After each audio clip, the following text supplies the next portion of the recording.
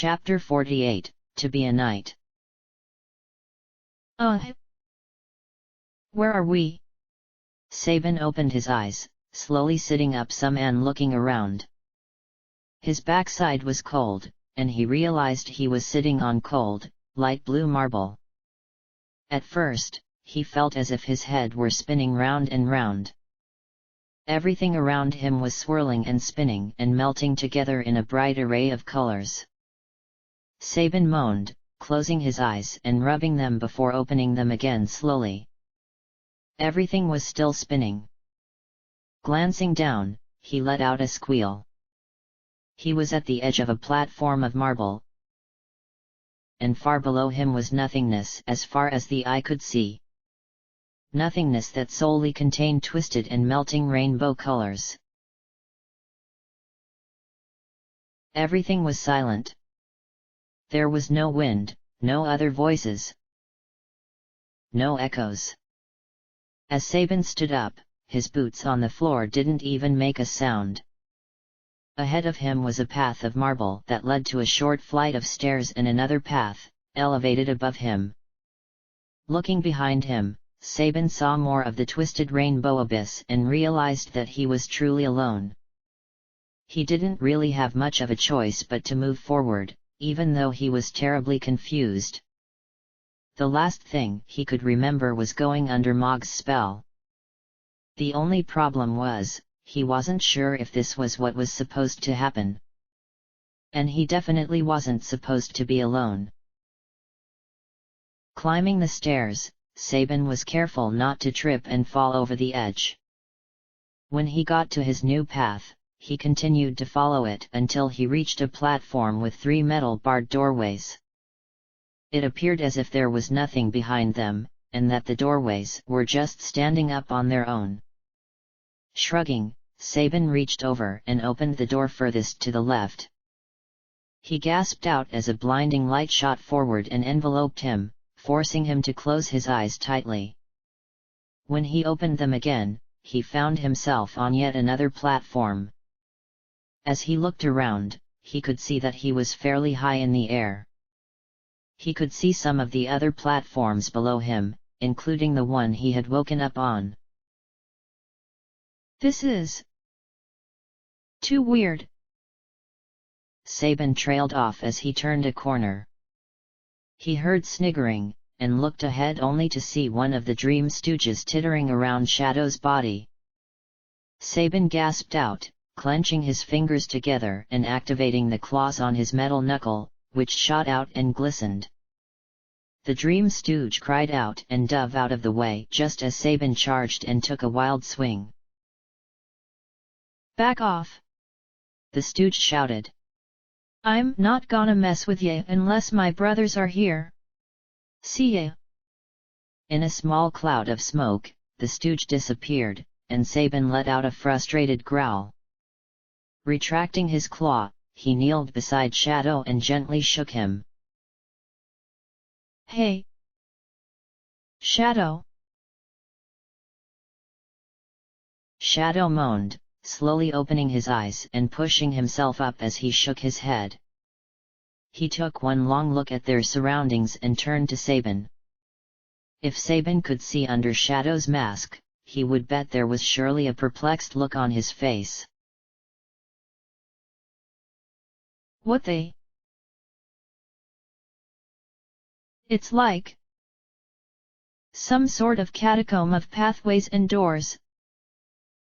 Sabin struggled to explain. I'm not sure what happened. What if we accidentally got banished to some bizarre realm? No. Shadow shook his head. I thought I heard one of those damn stooges. You did. Sabin trailed off. Well, then isn't it obvious? Shadow asked, raising an eyebrow. We must be in Cyan's soul. Sabin gasped. We really did it? Wow. So this is what a soul looks like. Sabin scratched his head. Very vibrant. Never mind that, Shadow grunted. We have to find Mog. And then we have to kill those little wenches and get the hell out of here, before they do any damage to Cyan. Right, of course, Sabin replied. Just be on your guard. They could attack us any minute. The two returners circled around the entire platform and could only find a door. Sabin wearily pulled it open, and the two found themselves instantly materialized onto a new platform. Near them was a doorway, and to their left was a tall flight of stairs. Let's go through here, Shadow said, yanking open the door. In a flash, they appeared on a platform with a single flight of stairs that led to yet another door. Running up the stairs, Sabin called out Mog's name, but there was no reply.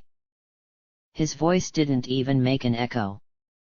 Throwing open the door, Sabin and Shadow found themselves right back where they started, between the tall flight of stairs and the door. Damn! Shadow groaned. We went in a full circle.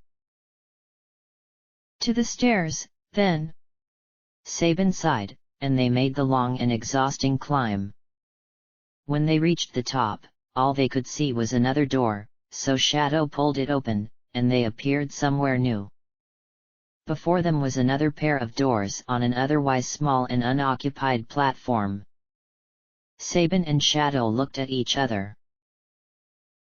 Well, I picked wrong last time, Shadow said, and Sabin cringed. Let's go with the right. The boys closed their eyes as Sabin nervously pulled the door open. They were greeted with a loud shriek, and Sabin opened his eyes just in time to see another stooge disappear into thin air. He was also relieved to see Mog on the floor, shivering and crying on his back. Mog! Sabin exclaimed, and Mog looked up, whimpering. Is that you guys? I was so scared. He sniffled as Shadow walked over, grabbed him by scruff, and promptly hoisted him to his feet. Mog fluttered his wings some and looked around. Isn't this place insane? I've never been in a soul before. It's going to get worse if we don't hurry and find all those dream brats, Sabin cried. We're going to have to keep going until we find them.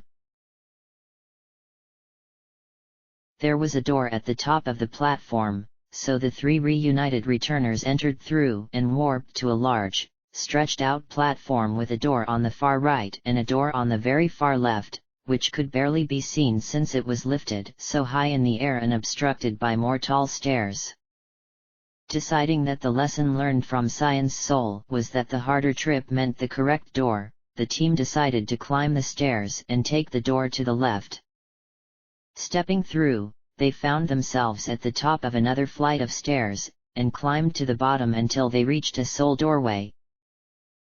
And three noisy little boys. Gah! A stooge cried as Sabin released his claws and Shadow withdrew his dagger. Mog gave the most evil face a Mughal could possibly give and put his hands on his hips.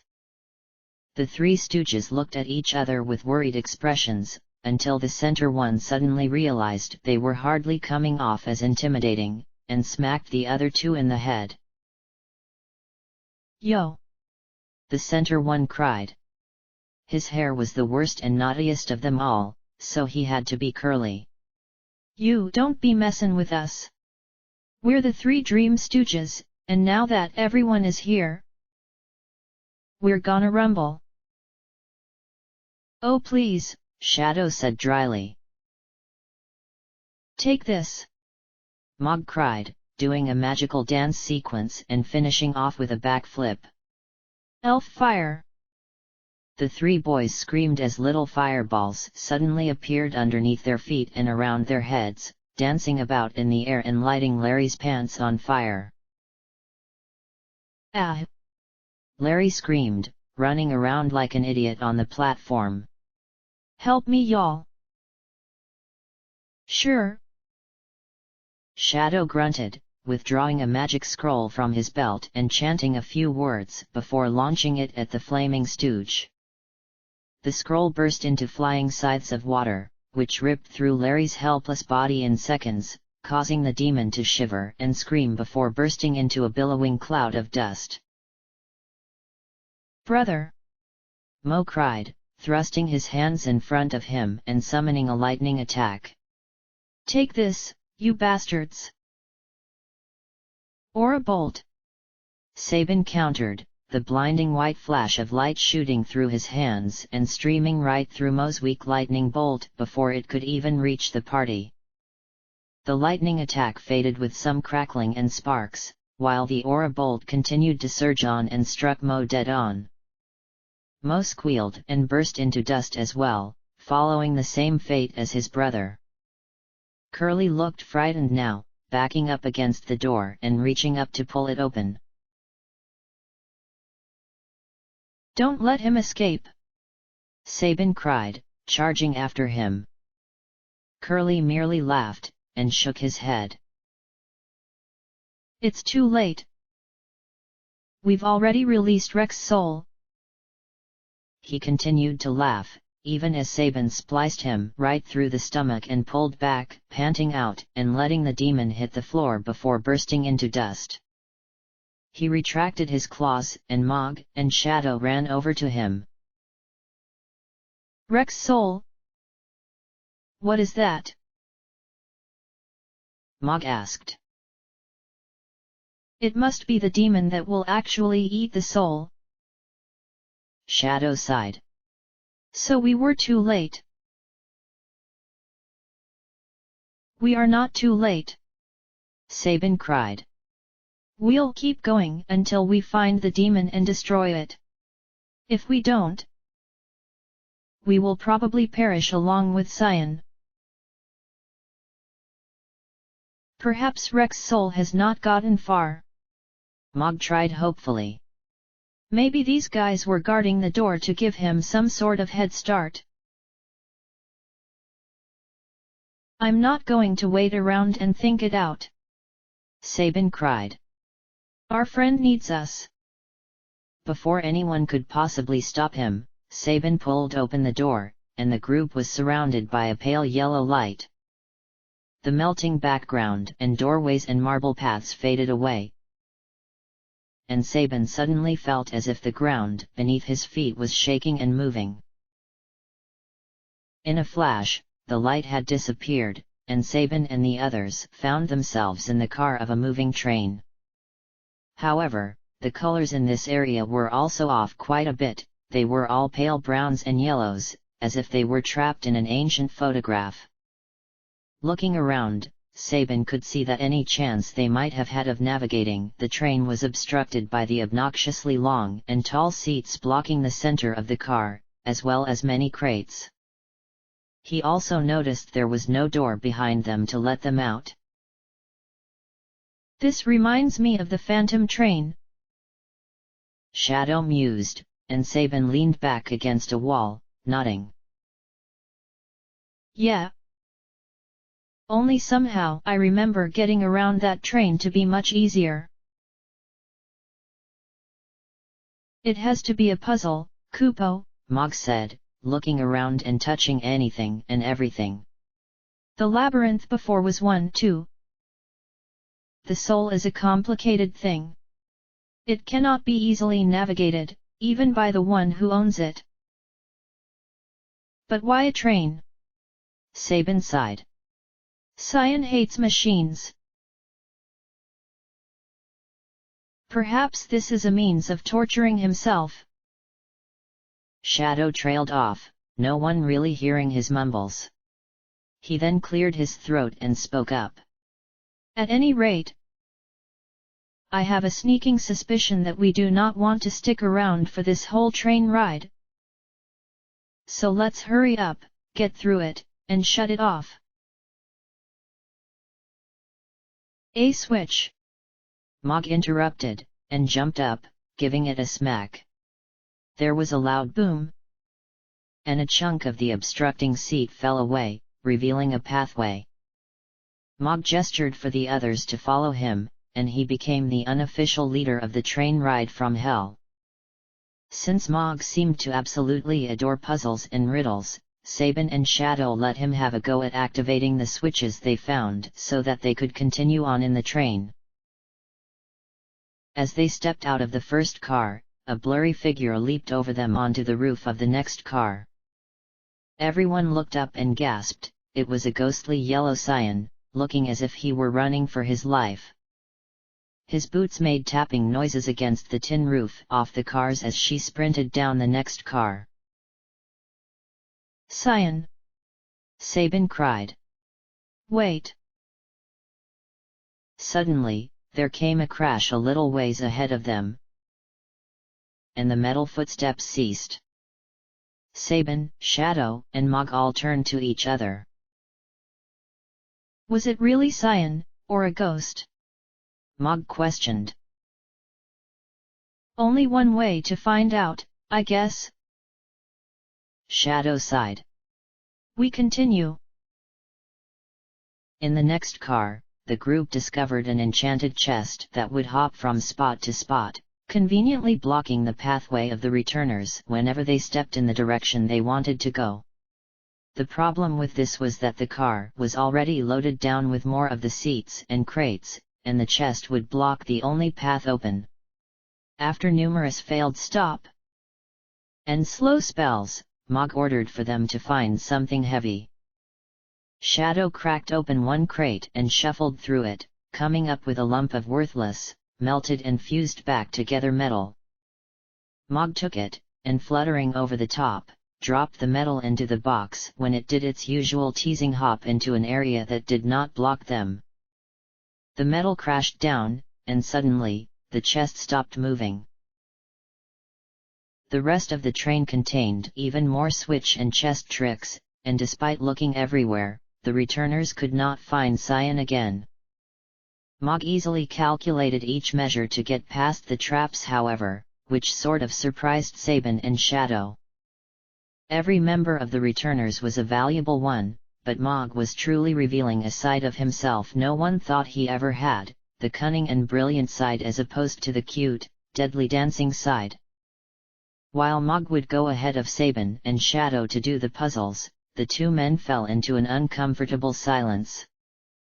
Any second, there was potential that Rex's soul would consume Scion's soul, and the little dream world they were in would collapse in on itself and destroy them. It was the equivalent of holding a ticking time bomb with no countdown display. And it was frightening. You have to fight, Scion. Sabin prayed. You have to fight. I don't know why this had to happen to you, but I swear we'll save you. Don't keep running away.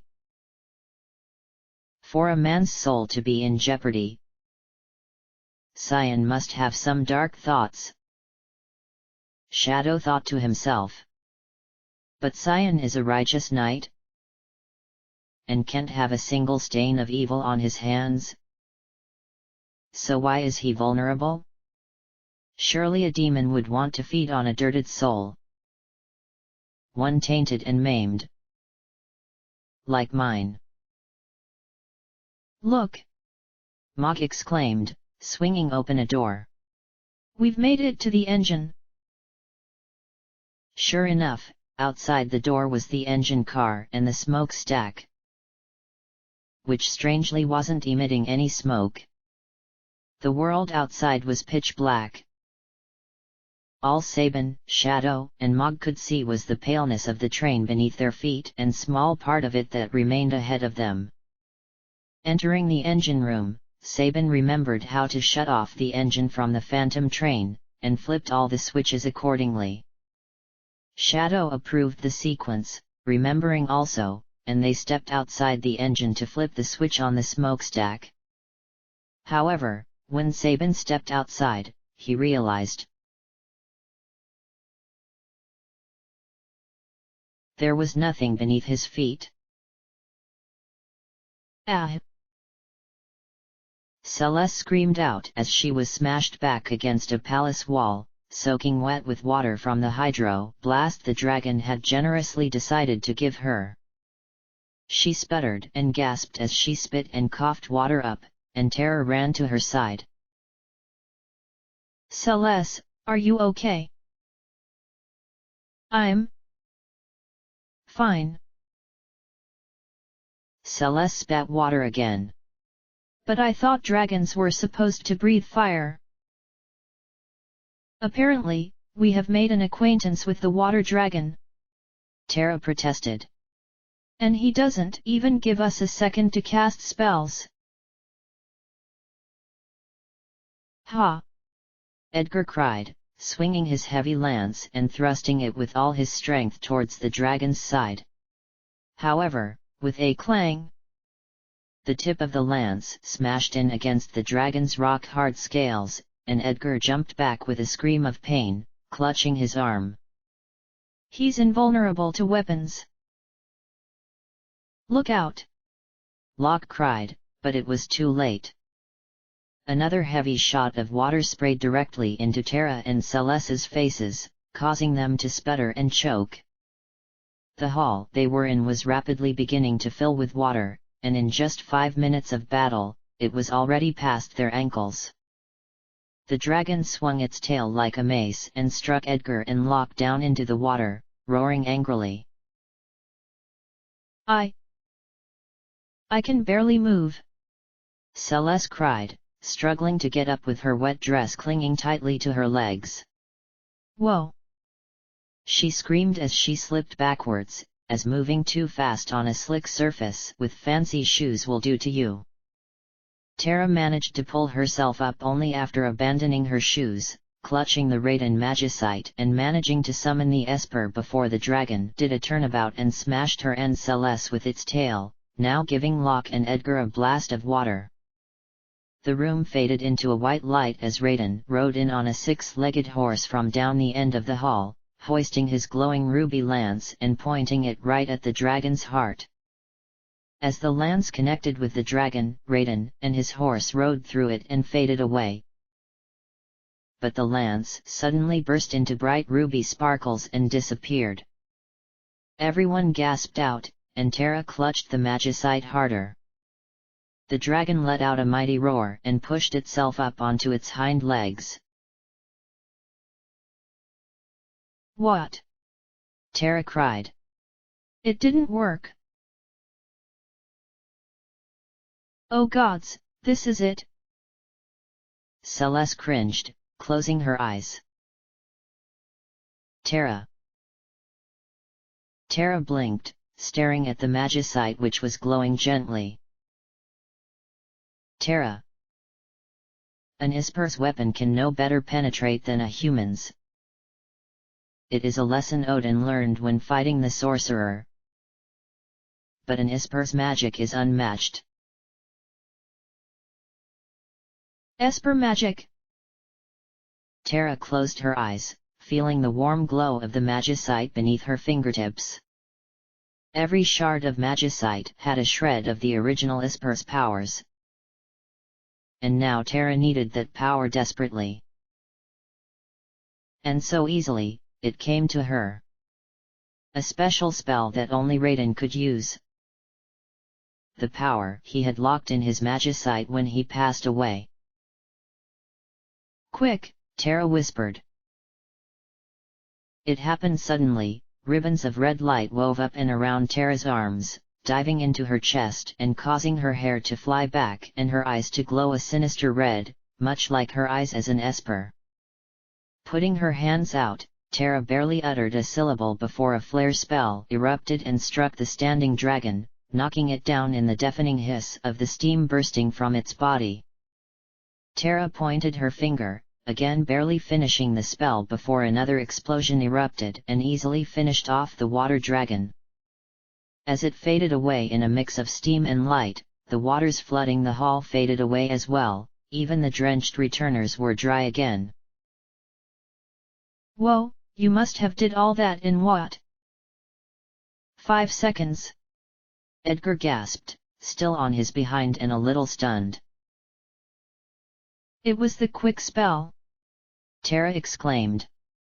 She looked completely normal again, although a little beat. I learned it from Raiden. She held up the magicite.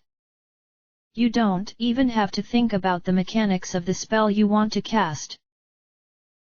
All I had to do was focus my thoughts. It was amazing! Locke exclaimed. But I expect nothing less from you, Chere. Nor do I, Celes smiled. Thanks for saving us. She paused as she got up and pushed her hair back. But now we know that there are only 2 more dragons before Crusader is released. I wonder if we even want that? Edgar frowned. We don't know much, besides the fact that Crusader is one badass esper. We shouldn't worry about it until when and if we defeat the rest of the dragons, Locke shrugged. It's been a hell of a night. I want to go back. Agreed, Celes yawned. I can barely stand to be away from my sword much longer. And better yet, my real clothes. Is the sword an euphemism for something else? Edgar raised his eyebrows, and Celes gave him the death glare, crossing her arms over her chest. Edgar, why don't you take your euphemisms and stick them up your Clang! Sabin groaned as he opened his eyes, feeling that he was sitting up in something. It was cold and very uncomfortable, yet familiar. Looking down in the very dim light that was surrounding him, he found himself sitting high and pretty in a massive suit of magitech armor. He heard the clanging of its metal feet hitting the ground, and looked up to see Shadow marching towards him, his eyes wide with surprise. Magitech armor! Sabin exclaimed. What are we doing with this? Kuopo! Mog cried, and Sabin and Shadow turned to see his machine going around in crazy circles. Mog was screaming and waving his short arms in the air. Hold on to the levers, Mog! Sabin instructed over his squealing, and turned back to Shadow. Do you think this has to do with when we broke into the Imperial camp together? Yeah. Must be one of Cyan's worst memories. Considering this is as nasty as a machine can get. Shadow looked about his surroundings and simply shook his head. Mog managed to calm his magitech armor down and gain control. The scenery was still tinted a hazy yellow, only this time the group was in a darkened coal mine, with pickaxes, crates, and spilled coal everywhere. Swinging in the chilling breeze that was blowing through the exit were a few oil lamps that were strung along the cave walls. They could not see much beyond the cavern opening minus the drab yellow sky. Sabin couldn't tell if it were day or night. Let's explore outside, Shadow suggested coolly. We have these suits for protection, if we should need it. Please don't say that, Kupo! Mog whimpered. Leading the group, Sabin pulled out ahead and drove through the exit of the cave, only to find himself at a sharp turn that led over a very worn-looking drawbridge. However, clambering over that drawbridge was Cyan again, riding in armor of his own as fast as he could to the other side. Chasing him were 3 soldiers in magitech armor, and all 4 of them disappeared once they rounded a corner and entered another cave. Let's go help him! Sabin cried, and pulled down a lever. His armor shot across the bridge, and Sabin made a turn so that he could continue following the only path they had, which lead into another cavern. He saw the shining helmet of the last Imperial soldier bob ahead of him into the darkness and disappear from sight. However, upon arriving inside, Sabin could hear or see nothing out of the ordinary.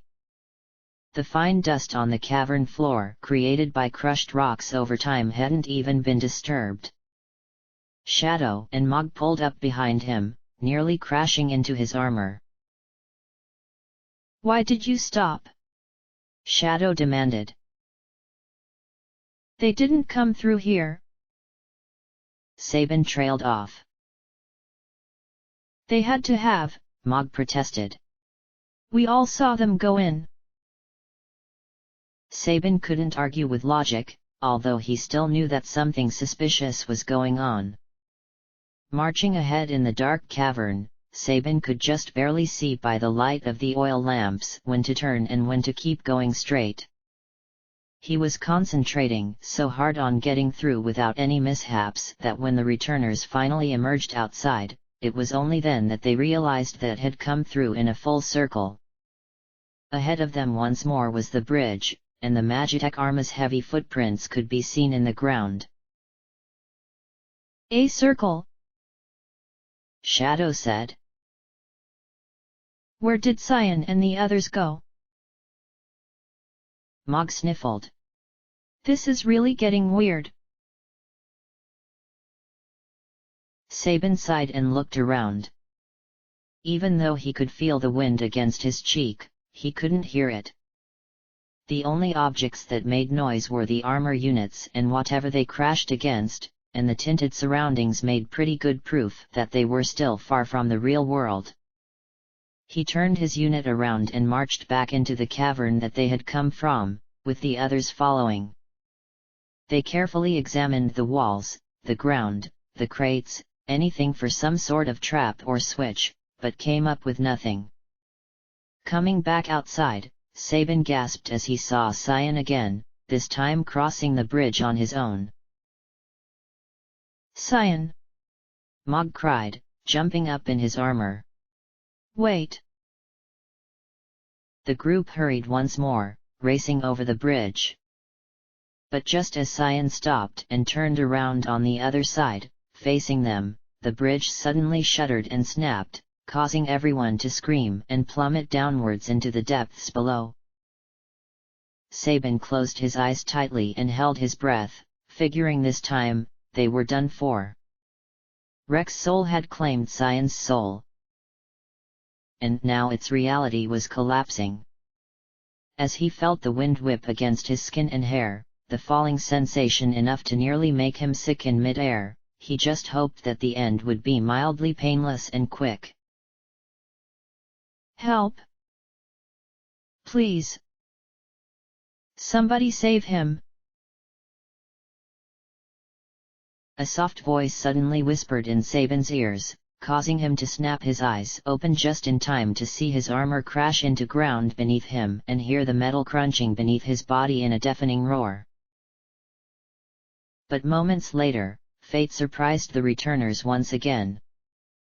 When Sabin opened his eyes once more, he found himself standing in what looked like the exact replication of Doma's Grand Hall. On his left was Mog, who still had his paws covering his eyes, and on his right was Shadow, slowly opening his eyes and feeling his body in wonder. "We didn't fall." "Ah! Ah! What?" Mog moved his paws and looked around. "We're alive! And in Doma, no less." He paused. "But did anyone hear that voice right before we came here?" "Yeah, I heard it all right." Shadow grunted. "Did we leave Cyan's soul?" Sabin slowly shook his head, noticing the throne room doors were slightly ajar ahead of them. Before, in the real Doma castle, they had been locked tightly shut, just like all the other doors. "No. Look at everything. It's still tinted a funny color." He wiped the sweat off his forehead and started to walk towards the throne room, the others immediately falling in step behind him. As Sabin pulled open the doors, he felt hot air rush against him, causing him to gasp and choke a little. Standing in the center of the throne room, right in front of a lone throne, was a tall, beautiful woman. Her golden hair was pulled up in an elegant ponytail set at the top of her head, decorated with shining rubies, pearls, and ribbons. Her white peasant-style blouse was pure and crisp, and a ruby skirt flowed down to her bare feet. Her eyes were big and sky blue, filled with tears, and her lips were a shining pink. As soon as the returners stepped inside, she ran to them clasping her hands together and stifling a sob. "Please! Save my husband! Save Sion!" she cried, the bangles on her delicate wrists clanging together almost violently. It was clear to everyone that it was her voice they had heard during their fall from the bridge. "You are Sion's wife!" Sabin trailed off. He knew that she looked familiar, and he realized with grief that he had seen her ghost previously on the phantom train. Elaine nodded, crying gently and bringing a hand to her chest. "We are inside Sion's soul. And my husband continues to torture himself every day and night. He feels that he failed to defend Doma. The world is slowly dying. And then there is us, his only family." Suddenly, a small boy appeared from behind the throne. He was short, with blonde hair just like Elaine's that was curled and reached the nape of his neck. He too wore a crisp white shirt, and his jade pants were held up by elegant black suspenders. He walked over to Elaine, clutching her skirt and gazing up at the returners wide-eyed. His eyes were a familiar, warm brown. Owain? Sabin realized. Sion's son. "A beast known as Rex Soul is taking advantage of my father," he said softly and suddenly. "Rex Soul is a composite monster," Elaine sniffled. "Made up of wretched spirits who were dispatched in meaningless wars and acts of violence. They're wreaking havoc in Papa." Owain cried out. "Please, help him. He doesn't deserve this to be happening. Please. Save Sion." Elaine choked and closed her eyes. "I do not know what I can possibly do for him. He can no longer hear my voice." "Oh. But I can." Everyone turned, only to see Sion sitting idly in the throne in front of them. He stood up slowly, his boots clacking on the marble floors as he stepped down and started to walk towards the group. Elaine gasped out, but Owain immediately hid behind her skirt once more. "Sion!" Shadow cried, a tone of relief in his voice. "We have been chasing you." "Yes." "The key word behind chase," Sion sneered, and stopped. "I was trying to get away from you, obviously. Why did you have to come after me?" "What?" Sabin trailed off, and Mog went up to Sion, gently hugging his legs. "Why Sion, we were worried about you!" Mog exclaimed, nuzzling him. Sion got a twisted look of disgust on his face unlike one the returners had ever seen, and picked up Mog by the scruff. Mog squealed and kicked as he was lifted in the air, suddenly letting out a scream as Sion roughly threw him backwards. Mog sailed right through Elaine and Owen's ghostly forms and into Sabin's stomach, causing him to moan out and collapse to the floor, Mog clutched in his arms. "Sion! Elaine cried, clasping a hand over her mouth. Shadow growled. What the hell do you think you're doing? I should ask you the same thing. Cyan screamed, stomping his foot down on the floor. Can't you see? I don't want to be a returner anymore. I came back to Doma so that I could fall asleep and never wake up. I wanted Rex's soul to take me. Cyan. Sabin moaned, trying to pull himself back up from the floor. Why? Why? Why, he asks. Cyan burst out laughing and shook his head. Of course you wouldn't know why. You're all so self-involved, how could you? Even when the answer is right before your eyes. Shadow opened his mouth to retort, but Sabin stopped him just in time, standing and grabbing his arm. Cyan continued on, pacing in front of the throne now. Let me tell you something. Sabin. I mean, Prince Sabin. You go around acting like you are all emphatic with everyone and playing the role as the rogue son of great King Rani Figaro. When you forced your way into my life, you thought you were doing me a favor. But instead, you just brought me into more misery and chaos than I could ever imagine. You and your little group of Girl Scouts told me that we were all fighting for same cause, that we could all relate. But you were a liar. Cyan. No. Sabin cried, his voice strained. It's not like that. It is very like that, Cyan snapped. Your family was not entirely destroyed by the Empire. You still had your womanizing brother Edgar after Queen Renee and King Rani died. But what did you do? You ran away from home. You ran away from what you were blessed with. The gods had mercy on you and saved a shred of your family, but it wasn't good enough. The gods allowed Figaro to prosper and become a haven for its people. And you think you are better than me and can feel sorry for me because of that. That makes you one son of a bitch. No offense to Queen Renee, of course.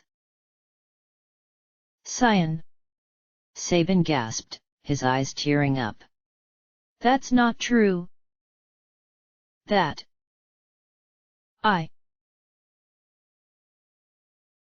Cyan. Elaine cried.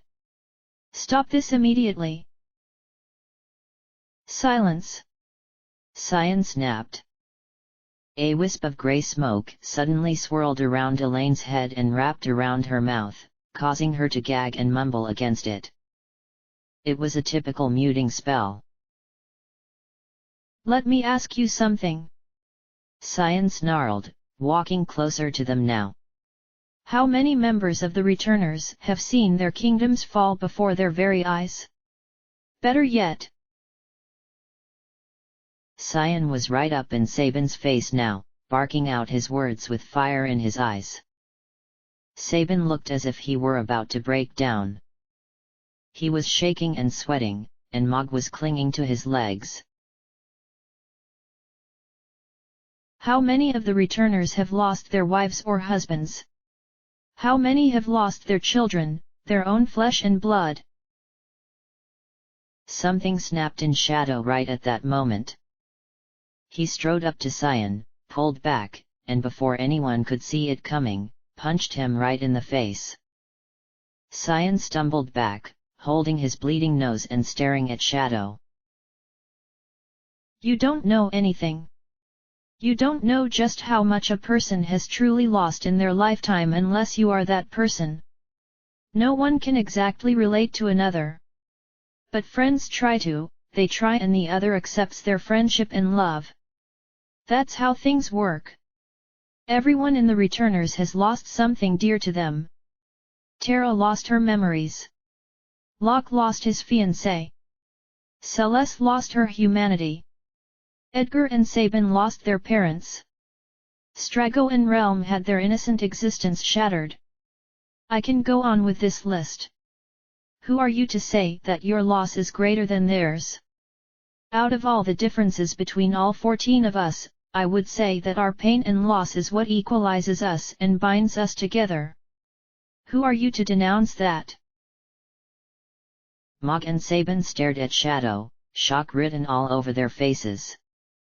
Not only was it the most they had ever heard Shadow speak at one time, it was also the most emotional he had been. Cyan merely shook his head, wiping his nose and reaching at his sheath to draw his sword. You are a fool, Shadow. You too, play just another role in this grand puppet show that Kefka runs. The mysterious ninja with no past. It has a place in drama, but not in real life. So tell me, Shadow. Tell me what it is you have lost. Shadow paused, staring Cyan straight in the eyes. I would say that you and I have more in common than you would think. As Cyan snickered, Owain suddenly stepped out from behind Elaine, pointing to him. You are not Papa. Excuse me, son. Cyan stopped laughing and turned to Owain, who was also staring him straight in the eyes. You are not Papa. You don't talk like him. You do a poor acting job. Cyan blinked and suddenly twitched, clutching his fists shut. Sabin rubbed his eyes and looked up at Cyan, as did Shadow, Mog, and Elaine. You little brat! Gur. Suddenly, Cyan's form began to smoke, and spontaneously combusted into fiery red and orange flames. Everyone gasped and Elaine pulled Owain back against the wall. When the smoke and fire cleared, in Cyan's place was a charred, skeleton-faced demon cloaked in deep violet, flames still licking at his lower form and hiding it from view. Attached to his back was a tarnished wheel of gold, shrunken heads, hands, and other various body parts dangling from it. His jaw dropped and he let out a deep, maniacal laugh. In 2 clouds of smoke, smaller, grey-cloaked versions of himself appeared, cackling and smelling of burning flesh and bone. Sabin straightened himself up and stepped forward, extending his claws. So? You must be Rex's soul. I'll admit. You did have me a little fooled. But now, we want Cyan back. You're too late. Rex's soul smirked. I may not have been the real Cyan, but my lines were pulled from his most deep inner thoughts and feelings. His pain has reached critical mass, and nothing can stop his feelings of rage and despair. You are a liar! Mog cried, hopping up front and shaking his fist. Cyan does not feel those things. Why would I lie? Rex's soul cackled. I grow stronger with his anger, hatred, and guilt. I can feel it. And now? I hunger for you. The flames rose around his body again, and the room flashed and began to glow with a ruby light. Rex's soul disappeared, leaving his 2 mini clones behind, and the room flashed brightly, causing everyone to cry out. A searing heat filled each of the returners' bodies, and Rex's soul's voice cackled out. I have possessed one of your bodies. As long as I am inside of you, I cannot be harmed. If you want to fight my true form, you must kill the person I am in. While I take a rest, my soul savers will begin the feeding on Cyan's sweet soul. Happy hunting! Ha ha ha ha ha! Grr! The soul savers cried, and bowed their heads, beginning to chant. Sabin, Shadow, and Mog turned to each other worriedly. Rex's soul is inside one of us. Mog whimpered. Damn it! Shadow cried, smashing his fist against the wall. This is unbelievable. Sabin lowered his head, and closed his eyes. What was going to happen to them? If we wait too long to act, the soul savers will devour Cyan's soul, and we will all die. If we try to find Rex's soul, we may kill one of ourselves. Take this! Mog suddenly cried, withdrawing a small knife and running forward, stabbing it into one of the soul savers. It lifted its head with a sad wail, tilting its head back and parting its arms as it burst into dust much like the Dream Stooges. Mog looked satisfied and was about to go after the other, when the pile of dust on the floor slowly rose, lighting on fire and bursting high into the air. Mog cried out and rolled backwards, and the same soul saver emerged from the flame, glaring at Mog and bowing its head down to continue chanting. Gah! Mog ran back to Shadow and Sabin. We can't kill it. I expected as much. Sabin sighed. Rex's soul is just reviving them from somewhere inside of us. They must be connected, if they are the things that feed. Or else, he wouldn't have the energy to have a form or revive them. I wonder how much time we have left before they finish. Mog gulped. Because when they do... Shut up, Shadow suddenly said, and Mog looked up at him, hurt. What? I think I have something, Shadow said slowly. Something that kind of makes sense. What? Sabin cried. For God's sake! Well, if Sabin is right, then the soul savers are connected to Rex's soul, right? One can't live without the other. Yes, Sabin said. But we can't destroy them. Not by normal means. Shadow trailed off. But earlier Sabin, you said demons needed to be exorcised. I did, Sabin said, sounding slightly irritated. Thanks for paying attention. Well, there is a spell, Shadow said, trying not to smack Sabin. Which does not kill, but rather exports whatever is its target to another dimension. I learned about it in Jador on my way to the Colosseum. What do you mean? Mog asked. How did you do that? The auction house there was auctioning off things found in the wreckage of some of the destroyed towns, Shadow explained. And the auctioneer said there were 2 shiny stones on sale. I bought them, and they happened to be magicite. Magicite? Sabin gasped. I learned the spells in them to help me fight, Shadow went on. And one of them is called X-Zone. It has never killed any monsters I used it on. It has only made them disappear. I think it's worth a try. Cast it! Mog cried. Hurry! But what if it takes one of us with it? Sabin asked worriedly. Is everyone here willing to take that risk? Mog nodded, and Shadow did as well.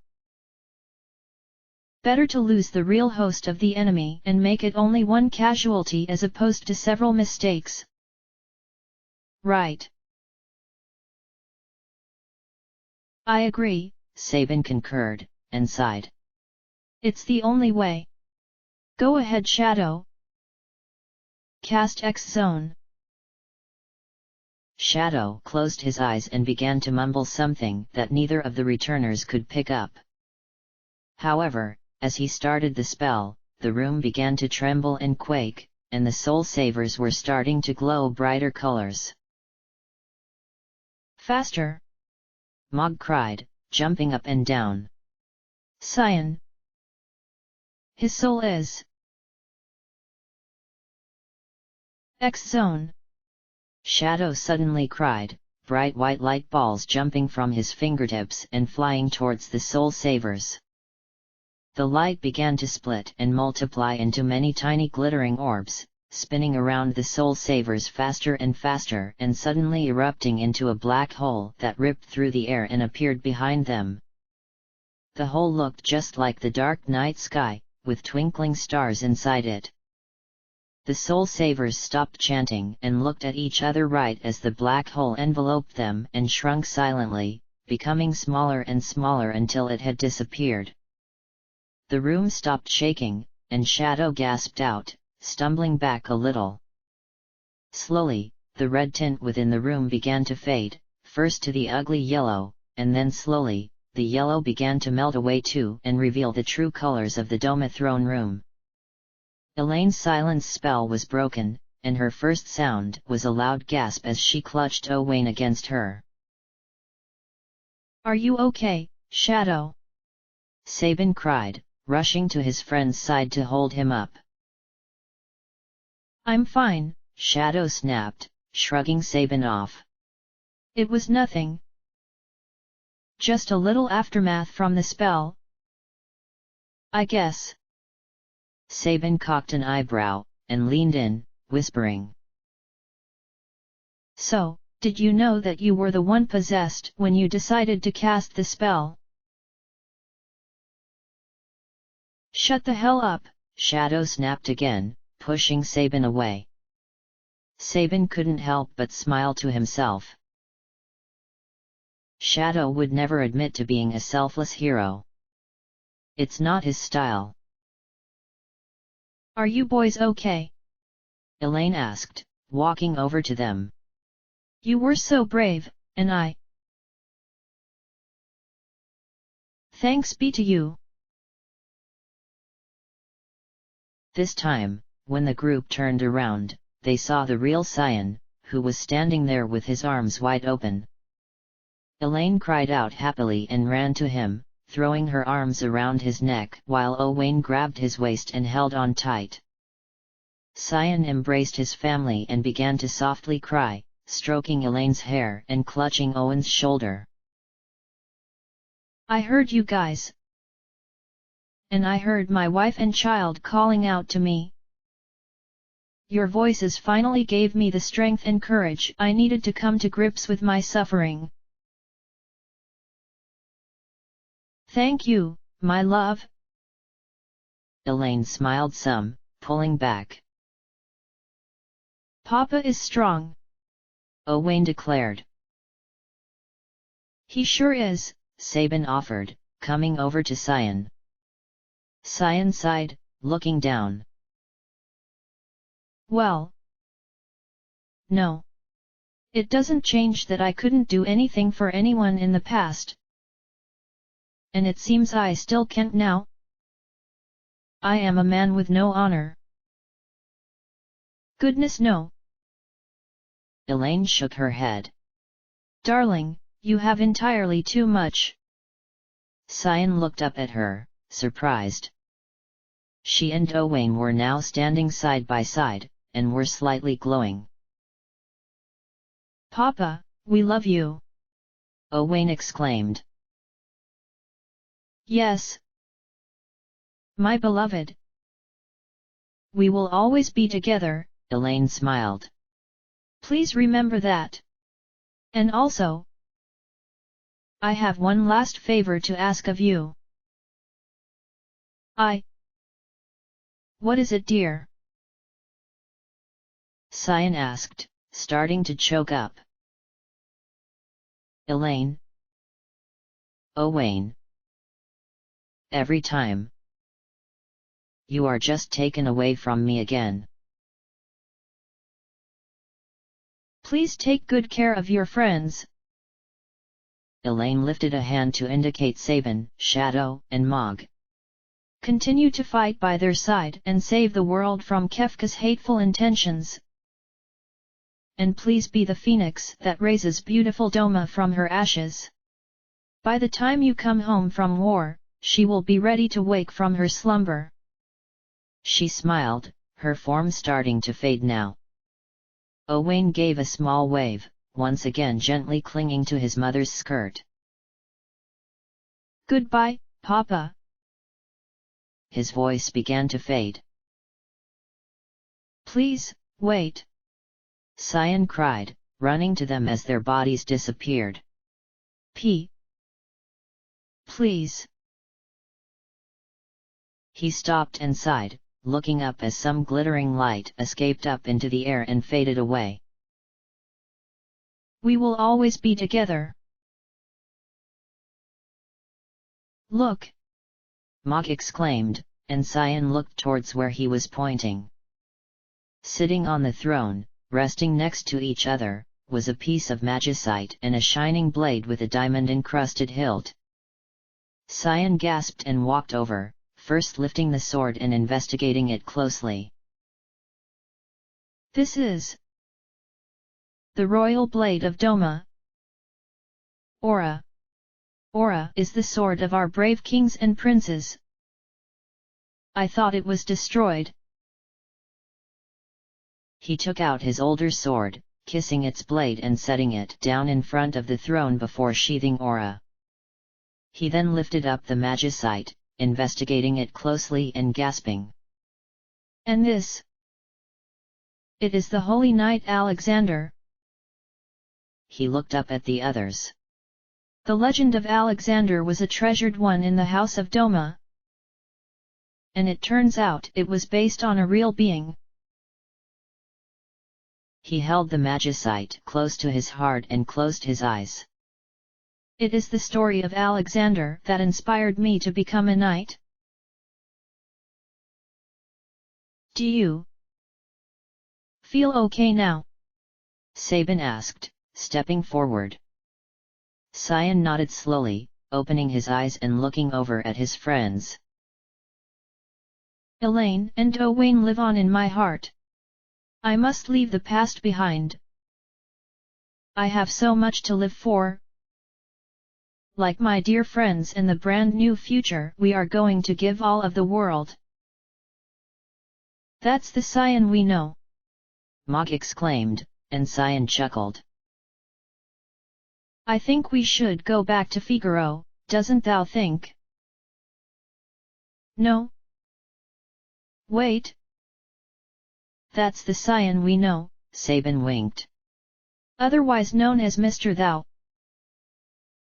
As Sabin, Shadow, and Mog started up the falcon, Cyan closed the doors of Doma Castle for the final time, and kneeled down, placing his right hand over his heart just as he did when he first pledged his allegiance to Doma and became a knight.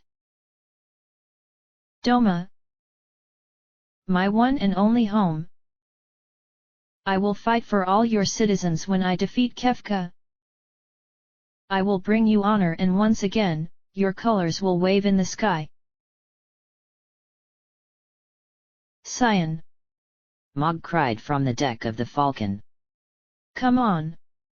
The others are going to worry about us. Coming! Cyan called, and stood up, running towards the ship. A cool breeze rolled through the empty, dry grass fields that surrounded the castle. The summer was already starting to wane. Soon autumn would return. The night was at its peak, and it was nearly impossible for one to see at any distance. The was moon hidden among heavy grey clouds and the stars were hidden from sight in the black sky.